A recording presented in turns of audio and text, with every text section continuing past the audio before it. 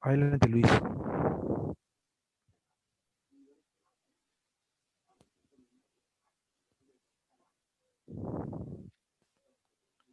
Buenas tardes a todos los que nos ven en Argentina, a todos los de la primera feria virtual del libro.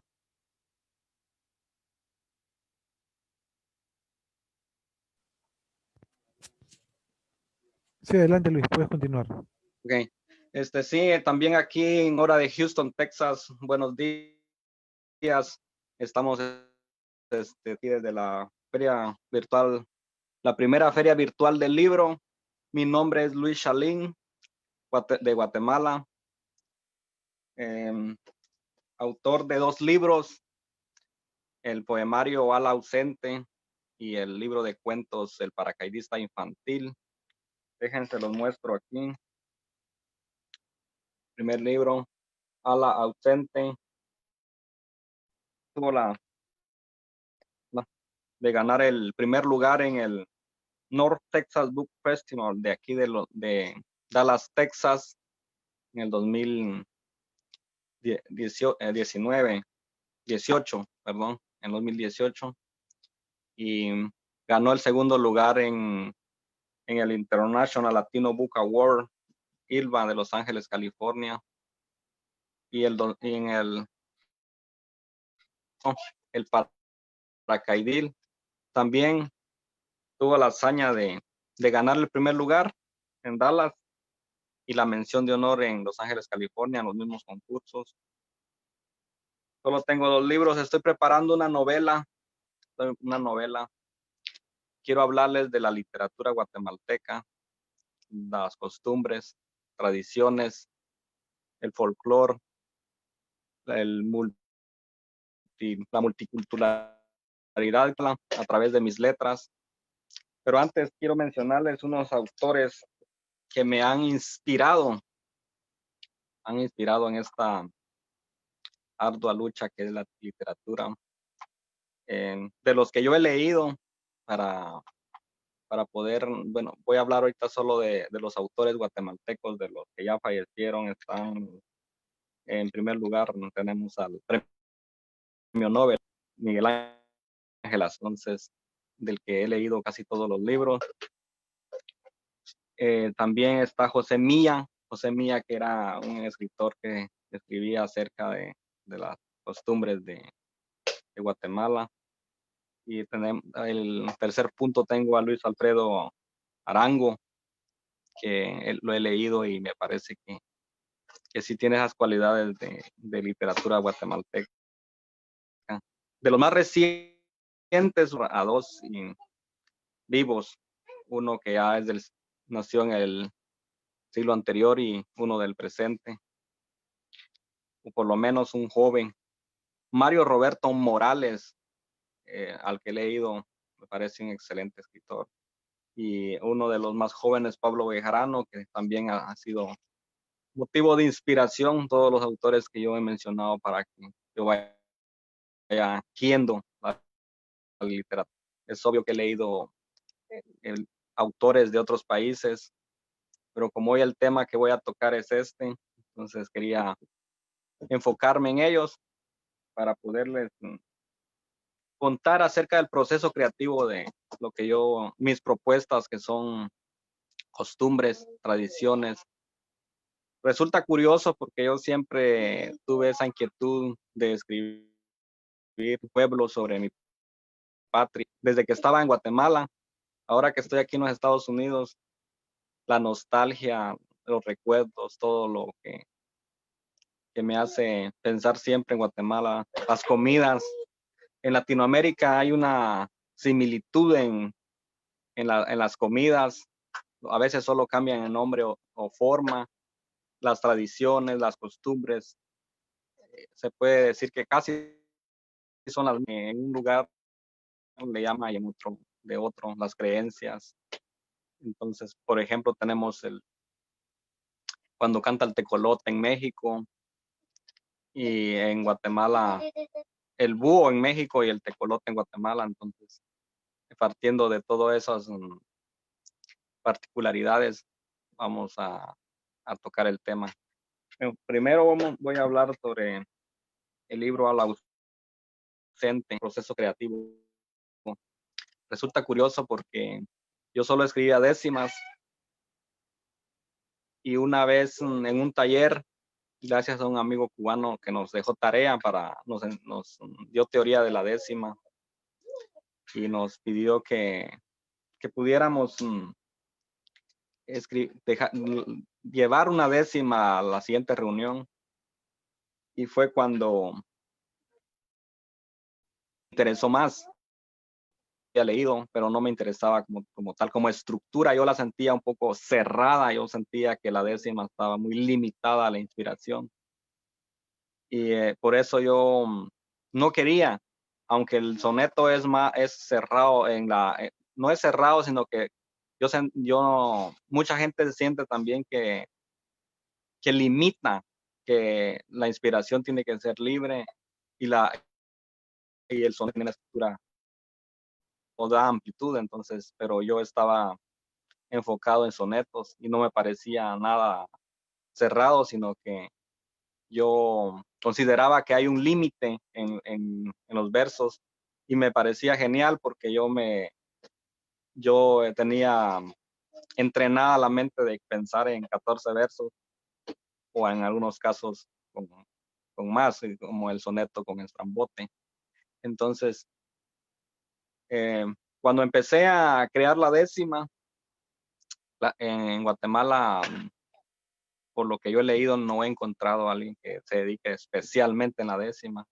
Y espero que no nos encasillemos en una sola estructura también, sino que abordemos más estructuras y también el verso libre. Partiendo de eso, llevé mi primera décima y se las quiero leer. Antes de eso, quiero compartir esta transmisión. Déjenme para que mis amigos de mis páginas puedan, déjenme compartir. Partiendo de eso, llevé mi primera décima y se las quiero leer. Luis, Sí, por favor, bajar el volumen o apagar el sí, filtro del audio. ya compartí. Gracias. Sí, entonces estaba hablando de la décima y sí, voy a compartirles la primera décima que llevé al trabajo, y se trata sobre el tema que estoy tratando, contraste, ese contraste que vi en el soneto y la décima, que vamos a ir desarrollando poco a poco en ese tiempo que me han dado. Contraste. En los versos se siente como ave que en la prisión mantiene su canto opreso. Mis sentimientos expreso con excelente fluidez y libertad cada vez que en la jaula de la métrica y en la cárcel de la décima encierro mi timidez. A ese contraste que pudieron escuchar ahí con el verso libre y con la décima, fue cuando, al desarrollar yo el poema, comprendí que es un poco más sintetizada la idea, pero realmente me pareció una estructura maravillosa, que en ese momento decidí, si estaba solo escribiendo sonetos y voy a escribir décimas, también me voy a aventar al verso libre para poder desarrollar temas que yo creo que no caben en la décima. Libre es excelente. Y como de literatura guatemalteca les quiero hablar. Aquí tengo una décima. Yo me encuentro aquí en Houston, Texas, desde hace un tiempo, y al tener nostalgia a Guatemala, siempre no tiende a escribirle a la patria, por lo menos, y se titula Lejos de ti, Guatemala, aferrarme como un niño, quisiera de tu corpiño, o recatada Mengala. Nada la belleza iguala de tus mares y montañas, volcanes y telarañas, de ríos desparramados, y caminos empedrados, sin lágrimas ni cizañas. Este es eso es un sueño, es un deseo de ver una patria de esta manera, cosa que es otro tema y lamentablemente no es así. Entonces, como ya les hablé del libro Ala ausente, un libro que me ha dado mucha dicha. Entonces voy a pasar a hablar del paracaidista infantil porque de este hay bastante tema que cortar. Como les decía, desde un principio quiero escribir costumbres, tradiciones, el folclore de Guatemala. Y en el año 2017, que escribí mi primer cuento en Guatemala, se presentó la oportunidad de un concurso en un municipio llamado Siquinalá. Y yo tenía el cuento El paracaidista infantil que le da nombre al libro. Entonces lo envié al concurso, tuve la fortuna de enviar mi primer cuento, mi primera participación, mi primer premio y mi primer lugar. Fue un detonante, una chispa que maravillosa para poder empezar. Fue como la chispa que encendió esa llama que ya venía creciendo en mi espíritu literario, porque con esa motivación a ganar un primer lugar que para mí era muchas veces inalcanzable, yo participé porque tenía ese deseo, perdón, ese deseo, y ganar esa vez fue el detonante. Quiero darles a entender el cuento que de la cultura guatemalteca. En mi pueblo hacen una feria está comprendida del 22 recuerdo, al 28, algo así. Diciembre, es en diciembre, navideña. Y yo desarrollé el cuento en esa mentada feria. Entonces exponiendo todos los dulces que están en las ferias. Por eso yo decía, en Latinoamérica tiene casi los mismos nombres, las canillitas de leche, las cocadas, las melcochas, los higos en miel, todos esos dulces que venden las desarrollando idea central en una aventura que, que tuve en ese tiempo, que está en el libro desarrollado. No me quiero enfocar en los puntos más importantes como la fotografía. Yo no sé en otros países, pero en Guatemala se acostumbra o se acostumbraba que ahora la tecnología ya está, está dando otras nuevas, como la que en las ferias hay puestos fotográficos y todas las familias para esas fechas viajan de diferentes lugares a tomarse una foto del recuerdo, una foto navideña, una foto familiar. Y yo recuerdo que en mi familia siempre, desde que yo tengo memoria, íbamos todos los años a la feria.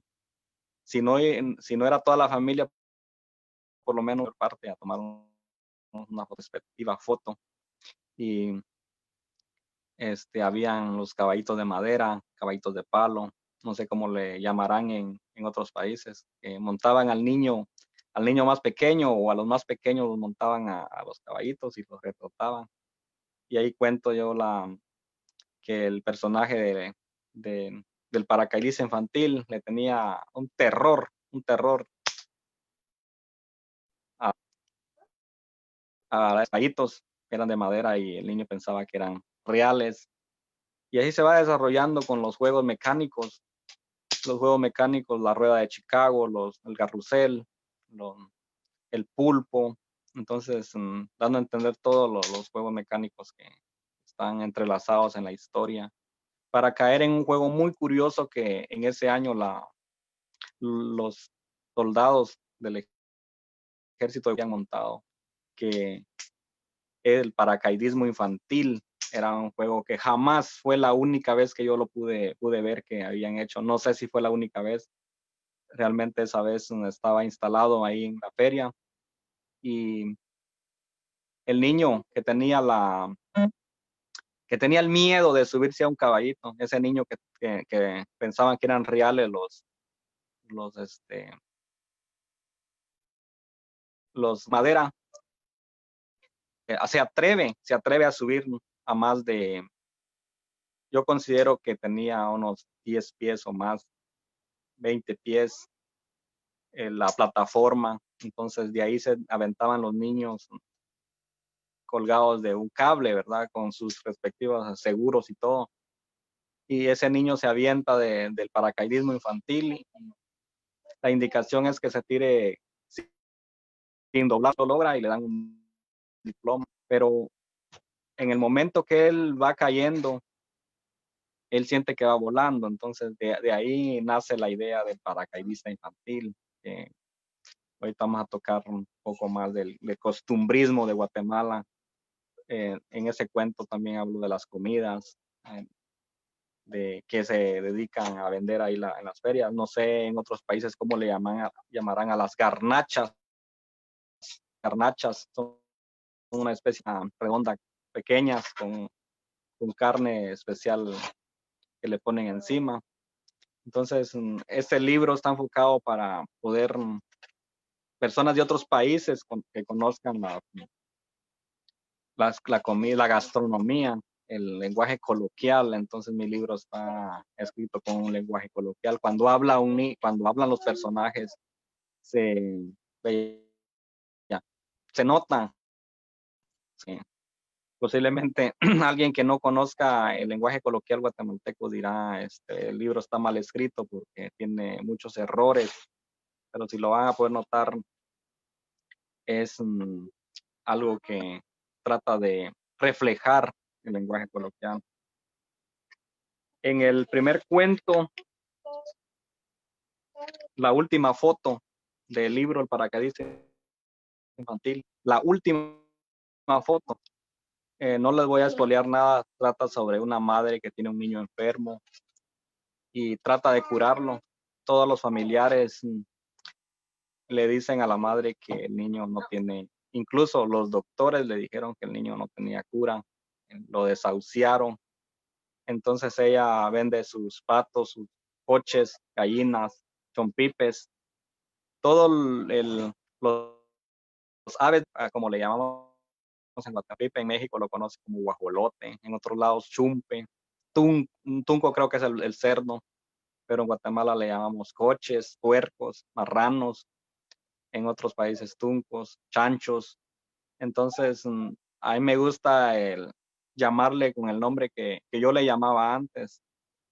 Incluso aquí en Estados Unidos, en Houston, Texas, me unía a un grupo muy hermoso de guatemaltecos que cuando estamos en confianza, en familia, nos atrevemos bueno, es más, hablamos a como que estuviéramos en Guatemala.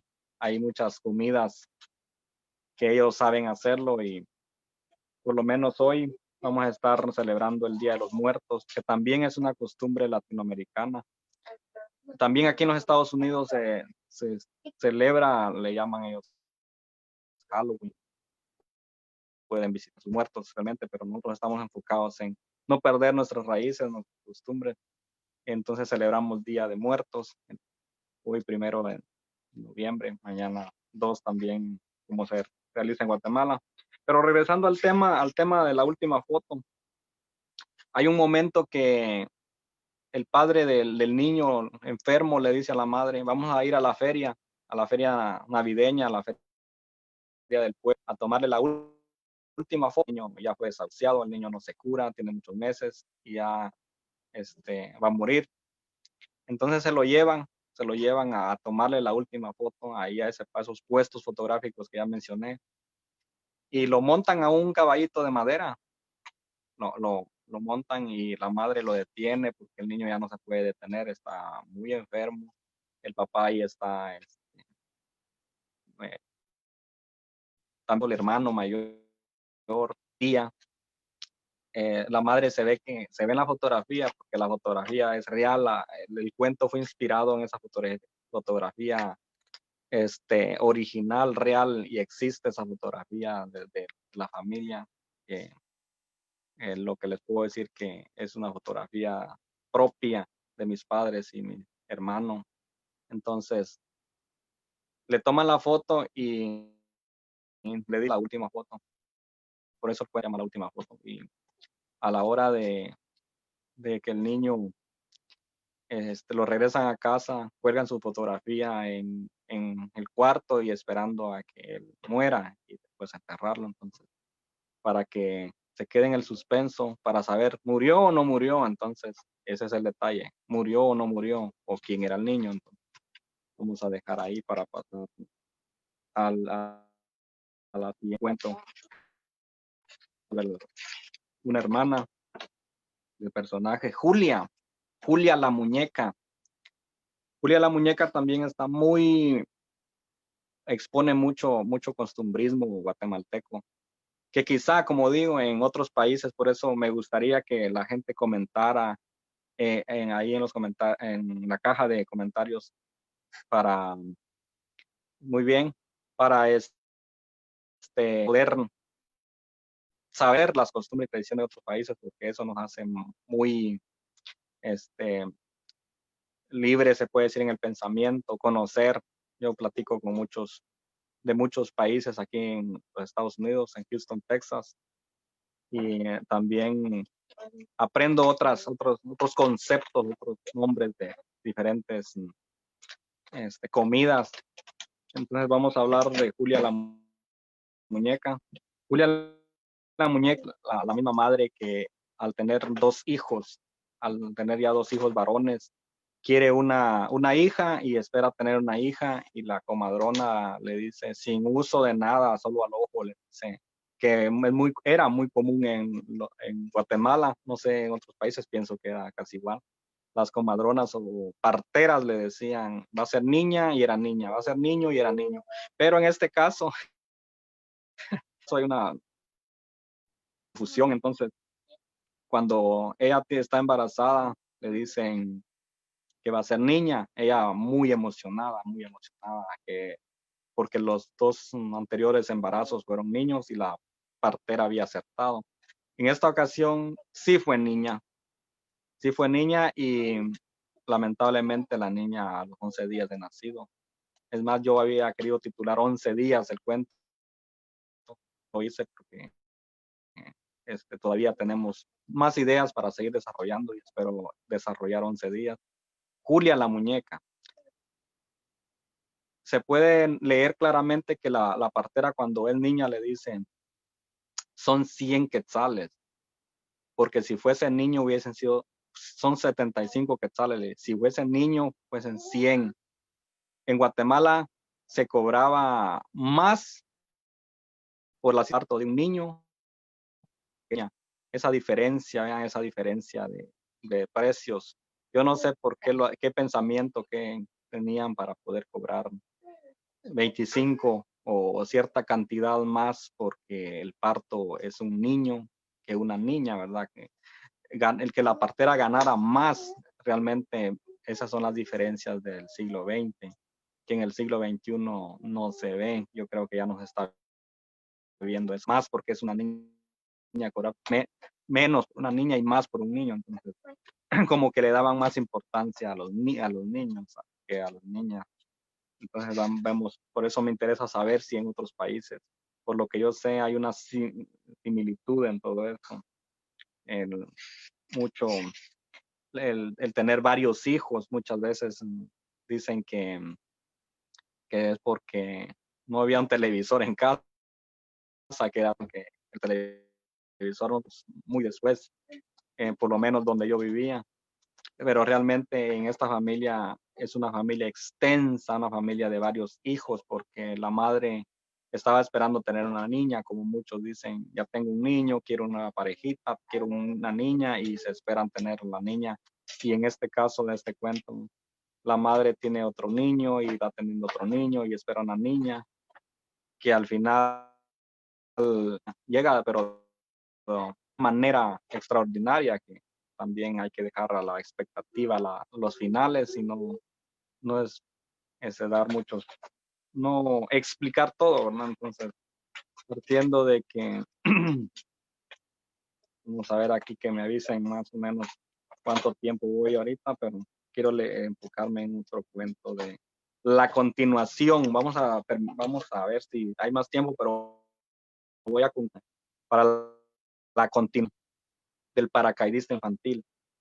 No necesito ver mucho libro, realmente yo sé la historia de la continuación del paracaidista infantil, es el paraguacaídas, como su nombre lo indica, paraguacaídas. Entonces, a mí me gusta también fusionar como lo hizo este Oliverio Girondo y autores que tratar palabras, fusionar, aunque la raíz de la palabra no es la adecuada, se puede decir, pero hay que tratar de dar unas propuestas si son aceptadas o no, realmente ya están. El paracaídas da la continuación que después de el niño al lanzarse del paracaidismo infantil, él tiene esa idea de quererlo volver a repetir. Como ya dije, no volví a ver ese. Y a veces digo yo y a veces digo el niño, porque realmente hay un personaje y hay un autor, entonces yo me fusiono en los dos. Y cuando el niño tiene ese deseo de volver a repetir, maquina en su mente.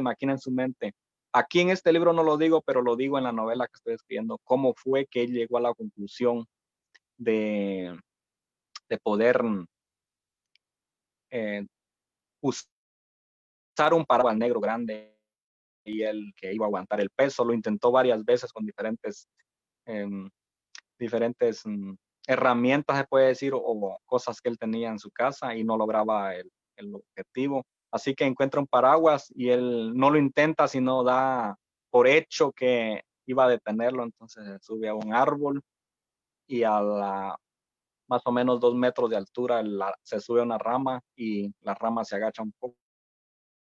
Estando ahí con la ayuda del hermano, extiende el paraguas y decide lanzarse porque el hermano le dice, lánzate, la rama se va a quebrar, y él lo hace.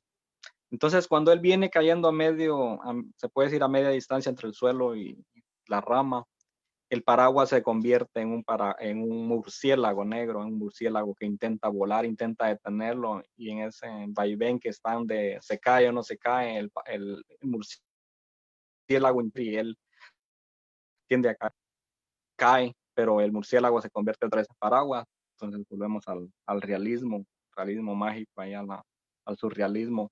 Por eso está el paracaidista prendido de un murciélago, más cayendo de un murciélago. Y ahí estoy enfocando lo rural, la casa, un tecomate, las, las cosas. Para alguien un tecomate, imagínense en otros países cómo le dirán. eh, Hay personas incluso de Guatemala que no saben qué es un tecomate porque se usa para guardar agua, para tener agua fría en trabajo. Es una especie de jícara. Entonces, me gustaría que también lo preguntaran ahí o que dijeran, no lo conozco, lo conozco de otra forma. Así que vamos a preguntar a todo tiempo nos queda para poder continuar con esta apasionante travesía a través del libro que yo trato, porque trata muchos temas. También trata el canto del tecolote, el canto del búho que yo le estoy diciendo. Habla sobre los mares que hay en Guatemala. Habla sobre los paisajes, cómo se vista las mengalitas. Un mengala es un vestido, bueno, hay dos términos, pero la mengala es un vestido así liso, de un color nada más con los acabados de diferente color, vestidos muy sencillos que antes las usaban mucho las señoras, que ya no las usan. Entonces, todo esto de la literatura guatemalteca es para dar a conocer nuestras, estar erradas o no erradas, es lo que formó el siglo XX, así que ya estamos en el siglo XXI, a 20 años. Considero yo que es muy importante dar a conocer todas las personas de sus países y también escribir otros temas que sean un poco más globales. Bueno, Alan, no sé cuánto tiempo Sí, Luis, estamos tenemos. entrando en la parte final de tu ponencia. Agradecerte por la participación que has tenido acá en la primera Feria Virtual del Libro Argentina. Y a los que se conectan, quédense con nosotros, que vamos a continuar hoy, último día de la primera Feria Virtual del Libro Argentina, con la gran clausura a las 10 de la noche. Muchas gracias Luis, por tu participación y que Sí, tengan... mira, yo quiero agradecerles también la primera Feria de Libro a sus organizadores, a Betancourt, que me invitó, a todos los que hacen posible esto. La verdad es un esfuerzo grandísimo, les agradezco mucho, mucho por tomarme en cuenta. Entonces, Sí, Luis, gracias. Y bueno, si en este minuto final, si tienes que agregar algo más. sí, lo que les digo es que los que se quieran dedicar a escribir, los que escriban, den la oportunidad a otros, que eso es parte de lo que va a englobar el conocimiento. Yo he escuchado a algunos que dicen que no leen otros autores de otros países, porque yo creo que es un gran error que cometen, porque la literatura universal tenemos escritores maravillosos hasta incluso en otras lenguas que son traducidas. Entonces, lean de todo, escriban todos los temas que puedan, así que vamos a hacer grande la literatura.